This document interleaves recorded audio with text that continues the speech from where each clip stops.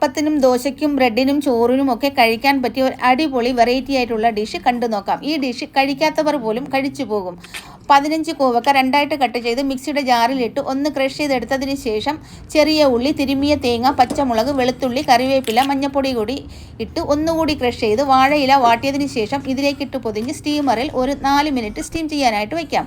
കടായി ചൂടാക്കി 2 table spoon എണ്ണയൊഴിച്ച് കടുകിട്ട് പൊട്ടിച്ചതിന് ശേഷം 2 വറ്റൽമുളക്, കറിവേപ്പില, ഒരു സവാള കൂടി ഇട്ട് പച്ചമണം മാറി വരുമ്പോൾ 1 സ്പൂൺ മല്ലിപ്പൊടി, 2 സ്പൂൺ പെരിഞ്ജീരകപ്പൊടി, 1/2 ടീസ്പൂൺ കാശ്മീരി ചില്ലി പൗഡർ, 3 മുട്ട, ആവശ്യത്തിന് ഉപ്പ് കൂടിയിട്ട് നല്ലതുപോലെ ഇളക്കി യോജിപ്പിച്ചതിന് ശേഷം കോവക്ക കൂടിയിട്ട് ഇട്ട് ഇളക്കി ഉപ്പില്ലെങ്കിൽ ഉപ്പ് കൂടിയിട്ട് 1 സ്പൂൺ പൊടിച്ച കുരുമുളക്, 1/2 ടീസ്പൂൺ ഗരം മസാല, 1 കപ്പ് ചെറുതായിട്ട് അരിഞ്ഞ മല്ലിച്ചപ്പ് കൂടിയിട്ട് നല്ലതുപോലെ ഇളക്കി യോജിപ്പിച്ചെടുത്താൽ അടിപൊളി ഡിഷ് റെഡിയായി. ഇഷ്ടപ്പെട്ട ലൈക്ക് അടിക്കാൻ മറക്കല്ലേ.